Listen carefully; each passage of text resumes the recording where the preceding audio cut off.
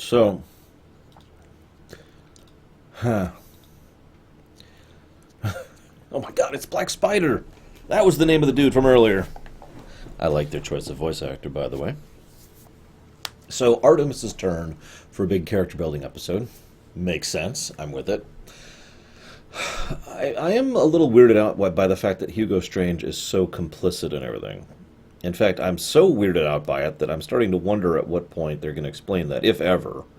Maybe he's just getting kickbacks from it? I don't know. Artemis...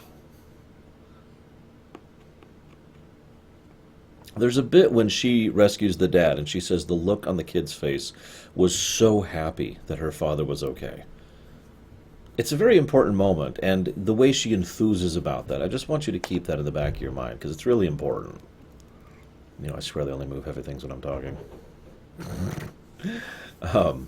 And, of course, she still has her own issues about proving herself and, deserving to be on the team and blah, blah, blah, which I understand, of course. So, naturally, then she finds out that Red Arrow has decided to join up temporarily because he's going to become a formal member of the League by the end of the year. Cute. We also see Ivo join up with the Light formally, so that's neat. Wally... This is actually a really good Wally episode, too. It shows how he has managed to move forward several steps after his big character episode. He reaches out to Artemis very earnestly and sincerely, and by being both honest and sincere, manages to reach her. Holy crap, who would have thought it, right? It's a very heartwarming moment. I loved it. And then Red Arrow runs the mission. Now... This is interesting. You'll notice Kaldur does not run the mission. Robin's busy doing whatever. So, this shows why Red Arrow is an absolutely terrible leader. He constantly shows how awful his overall leadership skills are. He's that person who's really skilled at what he does in a solo environment. And he constantly harps on others for not being as good as he is, but that's it. Like, that's his big shtick. Is, nope, I'm totally better than you, and you should keep up with me. He's got an attitude. He's kind of irritating to deal with. He's abrasive. He has no charisma whatsoever. He doesn't know how to think long-term. He barely knows how to function tactically. Robin, who is like two-thirds his age, has a better tactical planning mind than he does. And, of course, more actual charisma to be an actual leader. Your unit is not a bunch of robots, unless one of them's Red Tornado. But you get the point. So, Cheshire several times reveals that she's legitimately pissed at dealing with Sportsmaster. Now, that's been kind of in the back of my mind this whole time. So, when they revealed that Sportsmaster is actually Artemis's dad, it was like, oh, okay, yeah, that kind of lines up. Considering their mother was our Huntress, yeah, that all lines up very neatly and smoothly. I probably should have guessed that further in advance, but I'll come back to that in just a moment. What I do want to mention is our Arrow... I actually have a note in my notes here that literally says, Arrow's good, but he's really failing at this teamwork thing. And Wally is the one who's being reasonable. When Wally's the one trying to be reasonable, you screwed up. So there's the octopus thing again! That's just a recurring plot thread, isn't it? It just keeps coming back up. Very curious where that one's going to go. So there's this really small side story where they're bored and they decide to see what Red Tornado's up to.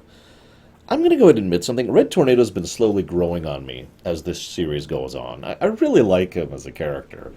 And I really like the bit where why did you invade? Is this a sign of lack of respect?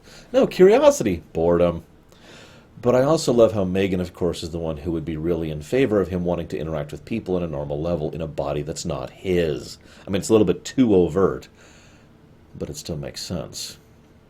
I find myself wondering how many superhumans or aliens or robots or androids or mega mutant whatever there are in DC who are in those same shoes. Or people in real life. So then Clarion is like, we'll do what the lady says. Freeze! That's an interesting teleport spell. I'm going to have to remember that one. Now, there's this really great point towards the end of the episode. This is actually very well written. One of the things that pisses me off in writing a lot is what I like to call drama, which I always say like that to emphasize how stupid and fake it is. I hate it. It's always fake and it's always forced. Now, it would be very easy for a comical misunderstanding to happen, or for Red Arrow's proof of the tracking device to be like, oh my god, you've betrayed us. No. Wally immediately and correctly deduces that she's not the traitor. She wanted to set them off on their own little wild goose chase, specifically to go ahead and take down the enemies by herself to prove her worth and prove her position on the team. Now, Wally's still upset about that and still hurt by that. But the fact that he in no way questions her actual loyalty, that is more telling and powerful than it seems at first glance. And that brings me to the denouement of the episode, where we find out Sportsmaster's the dad.